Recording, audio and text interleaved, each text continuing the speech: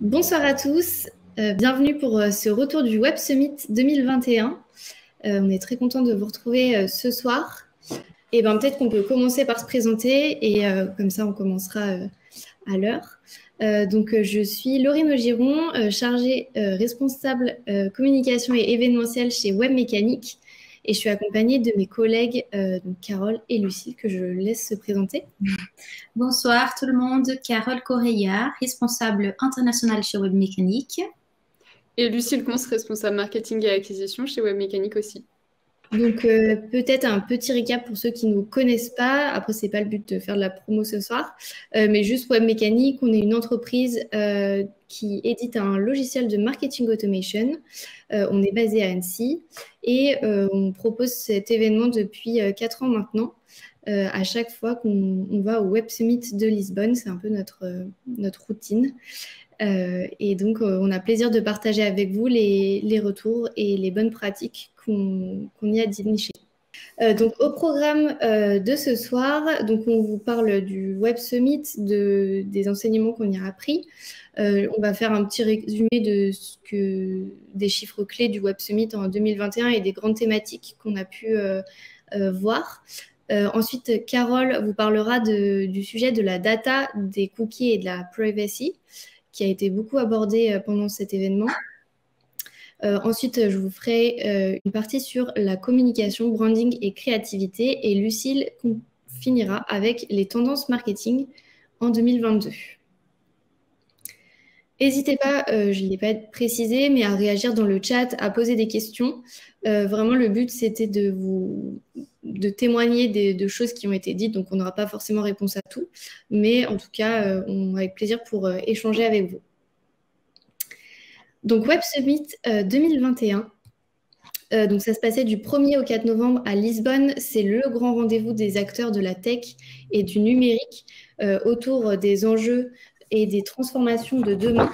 Le but, c'est vraiment de réunir les entreprises autour des sujets clés et de partager les bonnes pratiques. Donc, il y a eu plus de 40 000 participants cette année, dont de nombreuses entreprises, des startups comme des plus grosses structures. On a croisé, en parlant de startups, les délégations de la French Tech et de Digitally qui étaient bien représentées. Parmi ces 40 000 participants, plus de la moitié étaient des femmes. Un des objectifs du Web Summit, c'est vraiment de valoriser la place des femmes au plus haut niveau des entreprises tech. Et ça se fait au moyen de partenariats, notamment avec Women in Tech.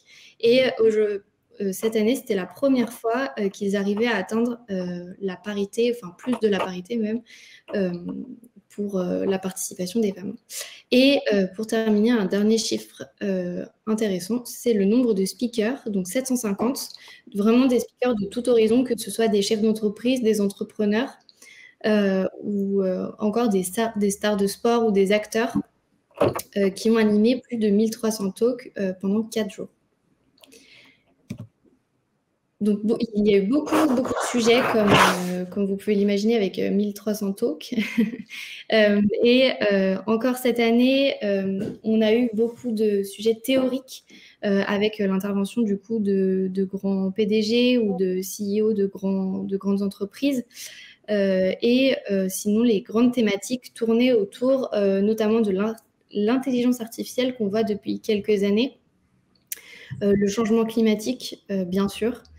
Beaucoup de sujets également autour de la fintech, du management, de la gestion des data, dont Carole vous parlera avec du coup la privacy, et la diversité aussi, qui était un sujet assez fort cette année, notamment dans le management, le recrutement, mais aussi en lien avec la créativité et la création de contenu. Hop, et donc je vais laisser Carole vous présenter le premier thème de cette soirée, Data, Privacy and Cookies. Merci Laurine. Donc encore une fois, cette année, on a été confronté avec les sujets de la data et de la privacy. Les cookies, par contre, on verra plus tard, c'était une nouveauté dans le sens au moins dans la présence qu'on a vue cette année. Donc, on voit que les intervenants, ils étaient plutôt pour une lutte en faveur de la vie privée par défaut. Donc, ils ont tous fait référence au fait qu'on est dans une data économie, donc une société où la donnée est une commodity, une marchandise. Et dans cette société, on part aussi de la constatation sur le fait, on part du fait que la data est constamment utilisée, mal utilisée, mais elle est surtout concentrée. Donc aujourd'hui, on voit aussi qu'il est complètement possible en fait de faire opt-out de cette économie de la data. Soit on donne notre consentement pour pouvoir utiliser un service, ou on n'a rien du tout. Donc dans ces sens, les consentements, il est obligatoire finalement. Donc ce n'est pas vraiment un consentement, c'est plutôt aujourd'hui une formalité plus qu'autre chose, même s'il y a la RGPD, etc. On voit aussi que la conscience autour du sujet a heureusement évolué au cours de ces dernières années. Donc maintenant, des phrases comme « je n'ai pas besoin de privacité » ou du respect de la vie privée parce que j'en ai rien à cacher sont de plus en plus rares.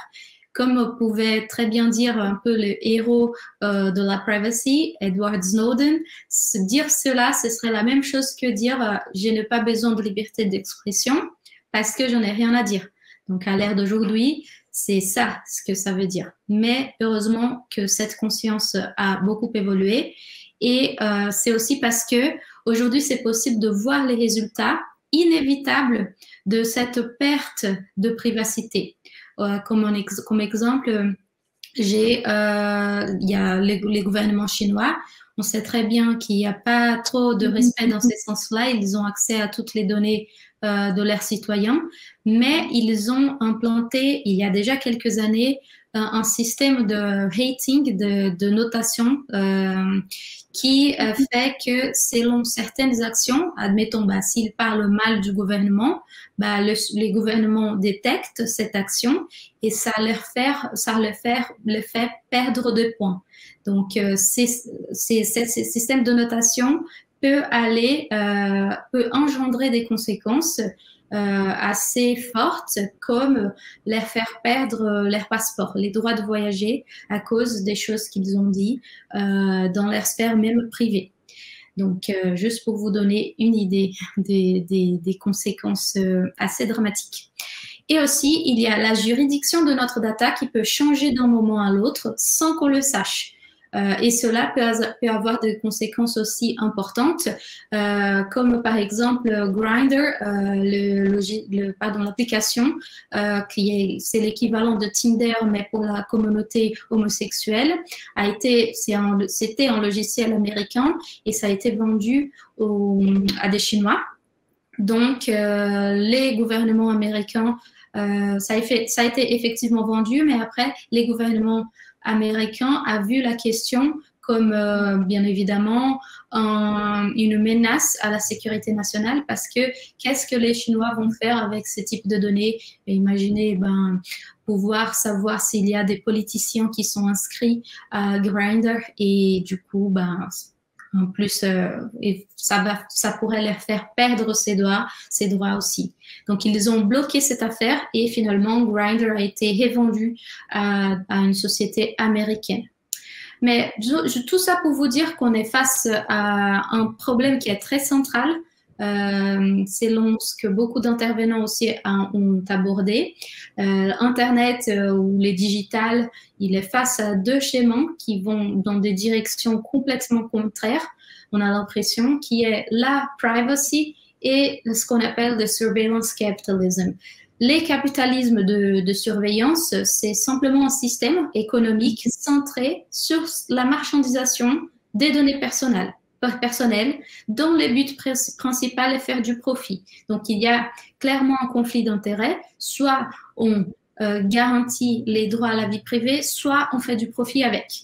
Donc, il y a aussi d'autres points et d'autres problèmes qu'on peut lister. Donc, quels sont les principaux par rapport à tout cela? Déjà, il y a les business models des entreprises dans le digital qui ne sont pas alignés avec les intérêts des utilisateurs finaux, comme par exemple, qui sont effectivement les clients de Google. C'est pas nous qui utilisons Gmail ou Google Drive, c'est forcément les entreprises qui achètent de la publicité, qui achètent les données, les données comportementales des gens qui utilisent Gmail et Google Drive. Donc, il y a encore une fois un conflit d'intérêts par rapport à cela. Les business models, ils vont essayer d'attendre les attentes des consommateurs finaux qui finalement ne sont pas nous. Il y a les manques de compétition parce que comme dans tous les marchés et business, sans l'existence d'acteurs, des concurrents importants sur un même marché, les gros acteurs de la tech, ils vont pas réussir à offrir un service de haute qualité, au moins en question de privacy et protection de données. Et il y a aussi un point très important qui sont les lois, parce que les lois sont anciennes et ne sont pas adaptées aux caractéristiques qui sont très propres à Internet. Et là, j'aimerais faire aussi une parenthèse sur la fin de cookies, un autre sujet qui est super lié à toute cette discussion-là. Parce que, en fait, la fin de cookies tiers a été annoncée par Google et Firefox en 2019.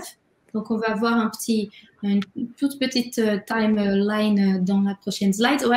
Et en 2019, c'était le début de la fin, c'était l'annonce que les navigateurs comme Google et Firefox n'allaient plus supporter les cookies tiers. La date prévue de blocage, c'était 2020, mais finalement, ça a été repoussé à 2023. Déjà, j'aimerais aussi faire une petite définition pour ceux qui ne sont pas au courant, mais qu'est-ce qu'est un cookie tiers? Ce sont des cookies qui sont généralement utilisés pour fournir des publicités ciblées ou des services comme un chatbot ou des boutons de partage pour les réseaux sociaux, etc.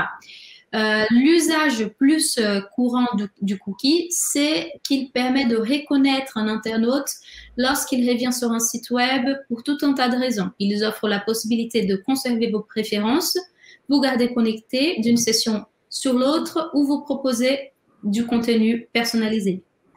En gros, c'est pour collecter de la data. Donc, pourquoi juste cette année, c'était un gros sujet sur le Web Summit, alors qu'il a eu le Web Summit en 2019 en présentiel et en 2020 à distance. Parce que les gens du milieu digital se sont rendus compte que les cookies, ils vont être vraiment terminés. Même les cookies the first party cookies, comment on dit. Parce que pour l'instant, c'est les cookies tiers dont la fin a été complètement annoncée, mais il travaille déjà avec la notion que le cookie va complètement disparaître, peu importe le type. Donc, la tendance, c'est cette disparition dans les années à venir. Sur les mêmes sujets, dans le même sens, en fait, il y a Apple cette année qui, ironiquement, s'est placé comme le driver change quand ils ont annoncé que son appli mail, l'appli dédiée aux emails, allait acquérir une nouvelle fonctionnalité de confidentialité. C'est ce qu'ils ont appelé la Mail Privacy Protection et qui va empêcher les expéditeurs d'emails d'obtenir l'emplacement et ou l'adresse IP d'un utilisateur, ainsi que de savoir si et quand un email a été ouvert et lu. Donc, pas mal de changements à ces niveaux-là. Et qu'est-ce qu'on en tire de toutes ces nouveautés? Qui va gagner avec cela? Déjà, un groupe, c'est les groupes des consommateurs parce qu'ils auront certainement un peu plus de respect à l'ère data privée. Mais les marketeurs, ils étaient un peu inquiets par le fait qu'ils ne pourront pas offrir une expérience utilisateur comme avant parce qu'elle sera forcément plus pauvre parce qu'il y aura moins de données à disposition pour justement créer cette expérience personnalisée. Donc, ça, c'est pour les consommateurs. Ensuite, il y a les GAFA qui seront certainement les winners parce qu'ils ont déjà collecté des tonnes de données pour pouvoir en profiter pendant longtemps encore, donc pour pouvoir vendre ces données. En plus qu'elles seront encore plus rares dans le futur, enfin j'espère. Ensuite, il y a les marketeurs qui sont très inquiets, comme je dis, mais qui devront se réinventer comme d'habitude et se préparer pour ces changements. Il faut essayer d'éviter de tout laisser à la dernière minute, comme c'était pour la RGPD il y a quelques années. Donc, au lieu de se révolter, de résister, il faut tout simplement être un meilleur marketeur et même donner les pouvoirs, encourager les utilisateurs à détenir ownership leurs propres data. Donc, pas mal de speakers, ils ont dit et ils croient tous que si nous avons en tant qu'entreprise une bonne réputation, des valeurs, du respect face à la vie privée des utilisateurs et quelque chose à leur offrir, les publics, il n'est pas nécessairement fermé à l'idée de nous rendre volontairement de la donnée, à condition bien évidemment d'établir une relation de confiance. Donc, on parle de plus en plus sur le fait qu'on reçoit des tonnes de messages qui ne nous intéressent pas. Donc, il faut être plus ouvert à l'idée que c'est OK d'avoir une audience plus petite. Donc, on parle de one-to-one relationship, de relations authentiques et moins de vanity metrics, moins de KPI vanities basées sur des nombres absolus. Donc, il faudra regarder les données différemment. Et pour finir sur une bonne note, un autre monde c'est possible parce que, au contraire de ce que les gros acteurs ont tendance à dire, réguler la big tech ne va pas casser Internet. Hein. Ils essaient toujours de dire que ça va tout casser, mais non, et c'est nécessaire. Et il y a quelques exemples d'actions et de prise de conscience. En tout cas, il y a de plus en plus d'acteurs qui ont pris cette notion et cette volonté et l'ont mise au cœur de ce qu'ils offrent. Comme exemple, on a ProtonMail, DuckDuckGo, Telegram. Et juste pour vous donner un exemple, ProtonMail qui a un service d'email où le consommateur paye à ProtonMail directement. Donc, ça règle le problème du business model qui n'est pas aligné avec le consommateur finaux. Donc, voilà, pour vous donner une idée.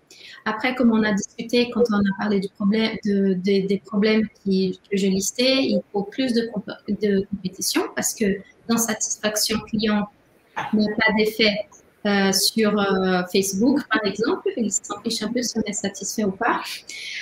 Plus de législation, mais il ne faut surtout pas laisser les big corporations définir ce qui est l'éthique et ce qui est la vie privée.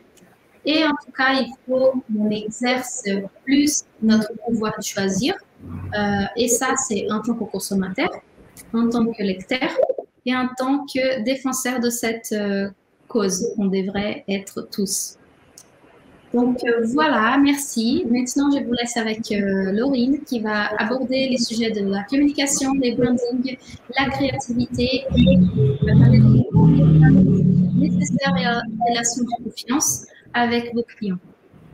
Merci Carole. Donc en effet, l'expérience client, la relation de confiance, c'était encore une fois au cœur des stratégies marketing et communication et des sujets abordés du coup pendant ce Web Summit. Vraiment la recherche et la création d'une relation de confiance avec son audience, c'est vraiment plus fort que jamais et ça, notamment après la pandémie qu'on vient de vivre et dans laquelle on est encore malheureusement. Et du coup, ça renforce le fait d'avoir besoin de créer du lien avec des personnes. Et ça, c'est vrai en B2C, mais également en B2B. Donc, comment créer une relation de confiance avec ses clients Parmi du coup les conférences qu'on a pu voir, j'ai relevé 4 leviers qui sont souvent revenus, notamment les valeurs de votre entreprise et de votre marque, la communication avec votre audience et le fait du coup de créer une relation durable, la création de contenu et enfin la créativité face aux enjeux actuels.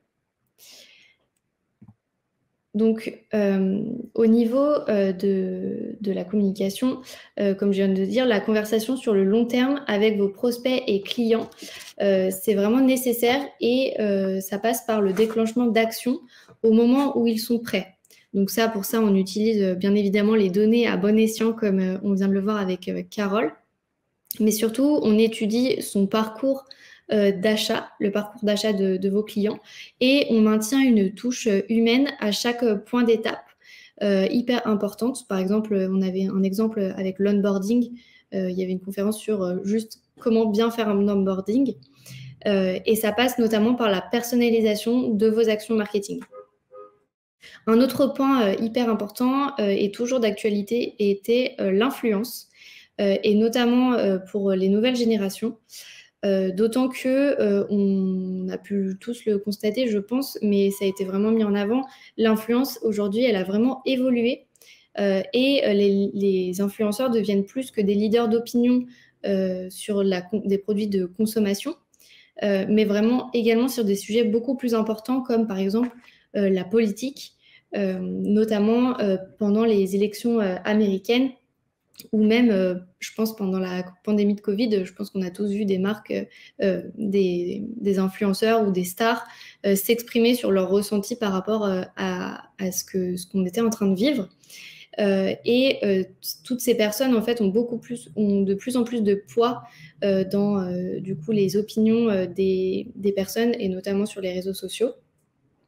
Et cette tendance, elle s'explique par la perte de confiance dans certains médias traditionnels au profit du coup de ces influenceurs en qui les personnes peuvent s'identifier. Un exemple d'influenceur qui a vraiment évolué et qui a témoigné pendant cet événement, c'était Judith Nwandu de Shade Room, qui, elle, est passée d'une chaîne YouTube de gossip sur les stars à des questionnements politiques. Et pendant les élections américaines, notamment, elle a pu interviewer de nombreux, les candidats. Et du coup, elle a vraiment eu un poids important, comme d'autres, dans du coup l'opinion de son audience pendant ces événements. Par rapport à ça, elle, ce qu'elle notait, c'était que les gens veulent savoir comment leur vie va être impactée et plus seulement être seulement influencés et qu'on leur dise quoi faire en les persuadant. Et ça rejoint également un point que Sophie Huet de l'AFP disait par rapport aussi à l'écoute de son audience, qui était hyper importante pour du coup envoyer les bons messages. Donc écouter son audience pour la comprendre et l'aider à comprendre, du coup en mettant en place des outils de communication assez clairs pour du coup réussir à faire comprendre des choses qui sont de prime abord assez pas forcément compréhensibles. Je ne sais pas si je suis compréhensible. Et voilà, donc l'accent a vraiment été mis sur le monitoring de son audience. Les data, en effet, c'est un bon moyen d'écouter son audience et de savoir quel est son comportement. Mais ça repose également sur la présence digitale sur les réseaux sociaux, qui garde du coup une place importante pour connaître le sentiment général de son audience. Un autre point que je voulais aborder, c'était le branding. Au niveau du branding, on a suivi une conférence de Amazon Web Services sur du coup la création de marque et qui mettait en avant l'importance de créer une personnalité à votre marque.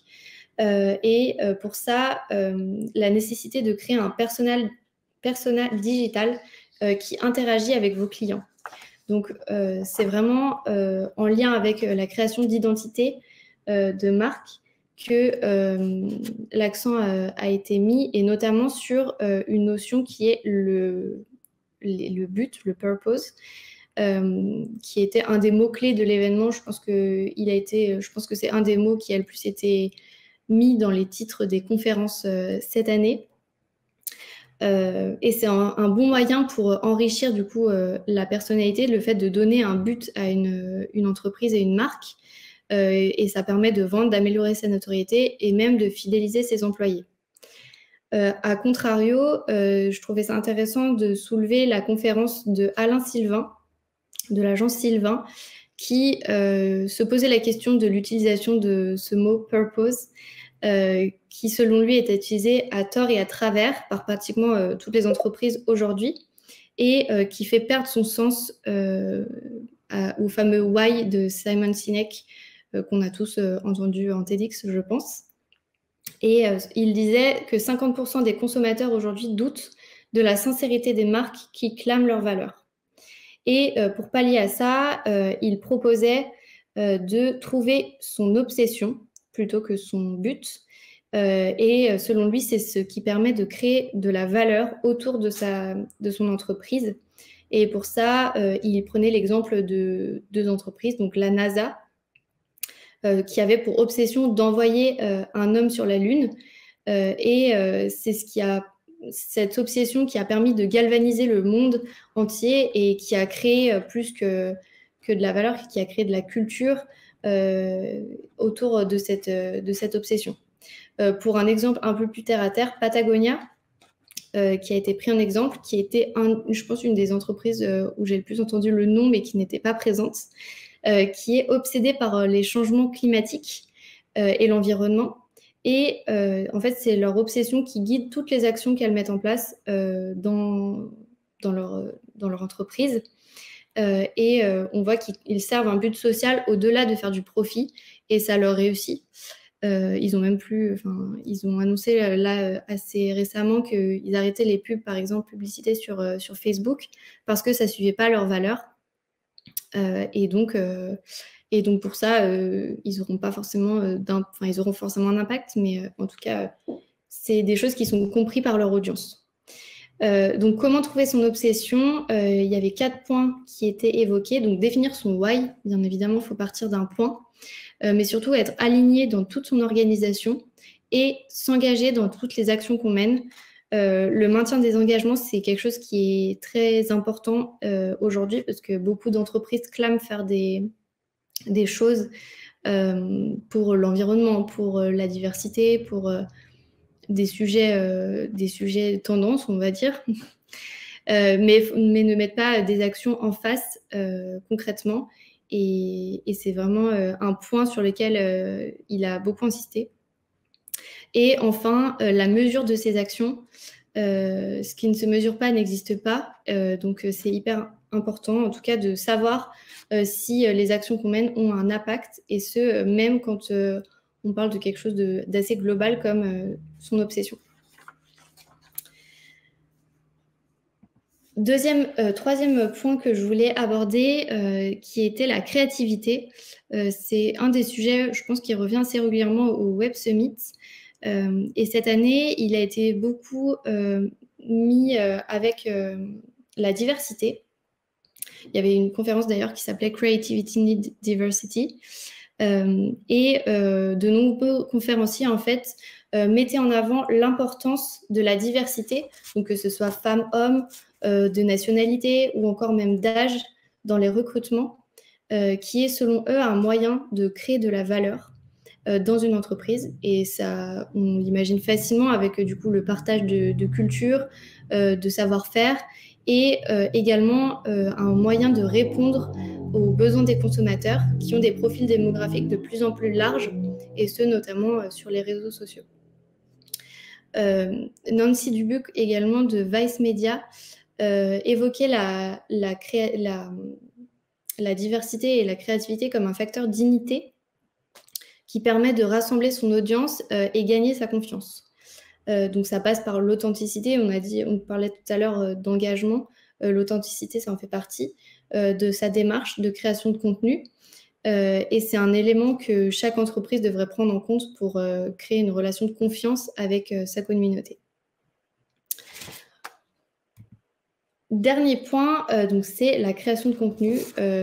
Aujourd'hui, c'est toujours un outil marketing hyper plébiscité, et ça se comprend avec l'accélération de la transformation digitale suite du coup à la pandémie qu'on vit, les comportements des consommateurs ont beaucoup évolué.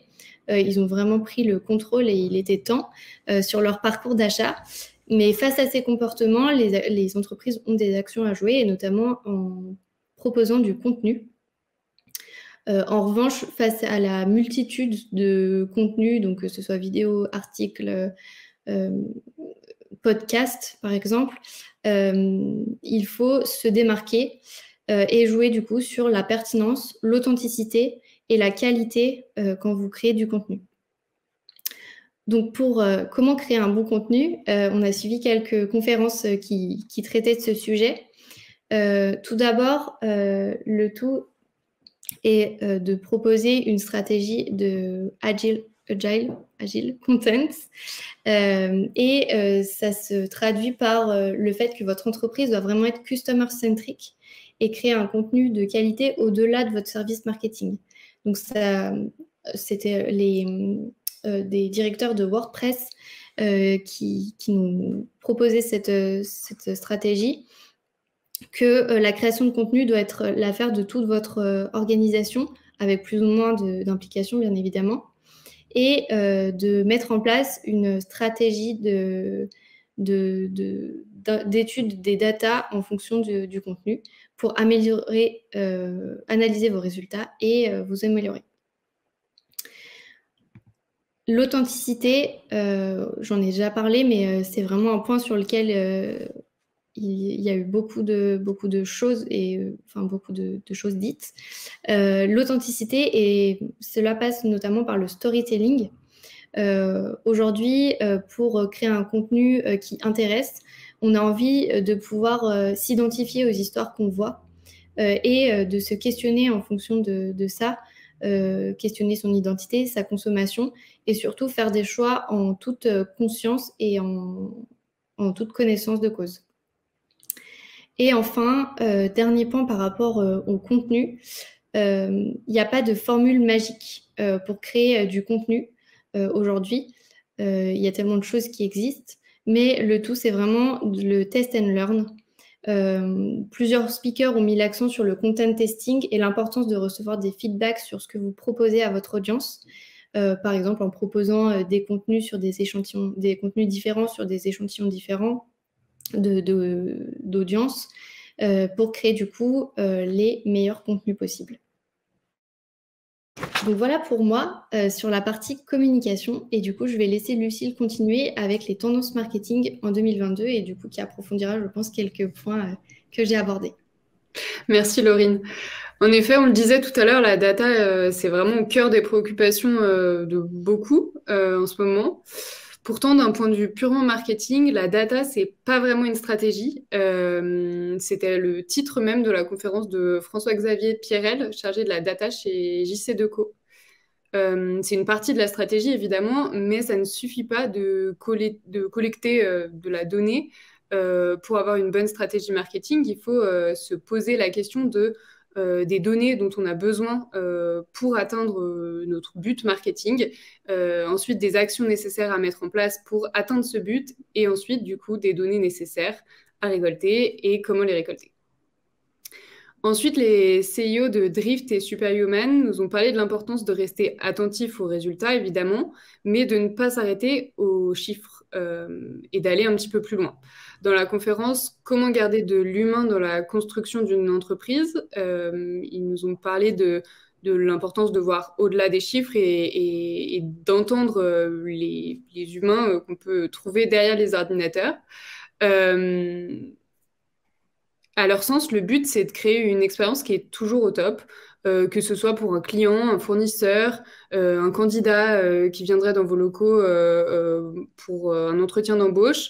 Vraiment, l'expérience qui est vécue compte parce qu'elle provoque une émotion, et cette émotion amène à une prise de décision et potentiellement un achat. Donc, c'est vraiment toute cette expérience qui amène à une image de marque et qui est essentielle. Ils puissent du quotidien des enseignements applicables au marketing.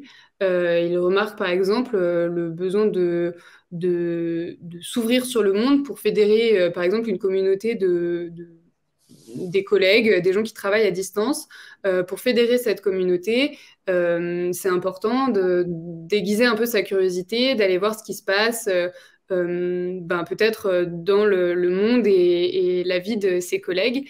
Et c'est ce qui ressort et c'est de quoi il s'inspire pour les réseaux sociaux aujourd'hui.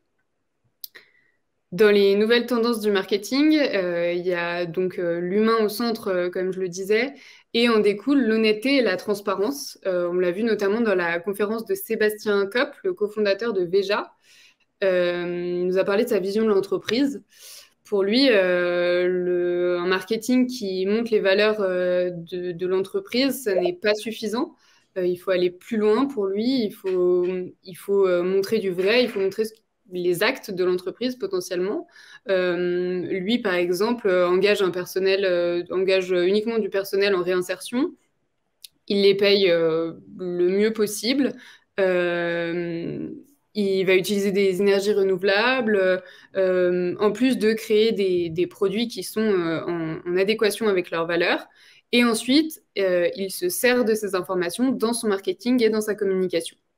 Il reste en cohérence d'un point à l'autre et par exemple, il refuse d'offrir des chaussures dans un but marketing à des gens qui pourraient se les payer et il peut préférer les offrir à ses employés par exemple. Pour lui, vraiment, une entreprise ne se définit pas sur des valeurs. D'ailleurs, une entreprise, pour lui, n'a pas de valeur. C'est les personnes qui sont derrière qui en ont. Et c'est vraiment les actes de l'entreprise qui comptent et qui sont importants à mettre en avant dans le marketing. Il a aussi cité Patagonia, dont Laurine nous parlait tout à l'heure. Ensuite, le CEO de WeTransfer est venu nous parler de sa vision des choses. Il partage d'ailleurs l'importance de la transparence dans son marketing. Et lui, il souligne d'abord l'importance de communiquer sur des choses réelles. Un petit peu comme chez Veja. Hein. Pour cela, lui, il a décidé, quand il s'est tourné sur quelque chose de plus écologique, de commencer par calculer son empreinte carbone. Ensuite, faire un plan possible pour la diminuer. Et ensuite, mettre en place des actions pour diminuer son empreinte carbone. Une fois qu'il a fait tout ça, il a pris l'habitude de communiquer une fois par an sur son plan pour expliquer ce qu'il a pu faire, ce qu'il a pu mettre en place, les objectifs qu'il a atteints et ceux qu'il n'a pas réussi à atteindre, et exprimer ensuite ses objectifs pour l'année d'après. Pour lui, c'est ça vraiment l'important dans le marketing, c'est d'abord de faire et ensuite de communiquer sur ses actions. Pour terminer, j'ai vu plusieurs conférences qui nous ont tiré un peu les points essentiels du marketing, en faisant un bilan de 2021 et puis en tirant des tendances pour 2022, notamment dans des conférences d'Amazon et de Falcon. Et j'ai pris 10 points essentiels pour moi pour l'année prochaine. D'abord, d'un point de vue création, Laurine le soulignait, c'est très important d'être présent sur plusieurs canaux pour pouvoir aller trouver ses prospects et communiquer avec eux là où ils sont. Et on voit une vraie émergence du contenu audio qui sera très certainement nécessaire en 2022. Ensuite, l'ambiance rétro est très très présente. Ça s'explique également par une montée de la nostalgie. Il y a des études qui montrent que c'est des notions qui sont beaucoup plus présentes dans notre quotidien qu'avant. Et donc, c'est quelque chose que les gens apprécient voir dans leur publicité et qui fait vendre.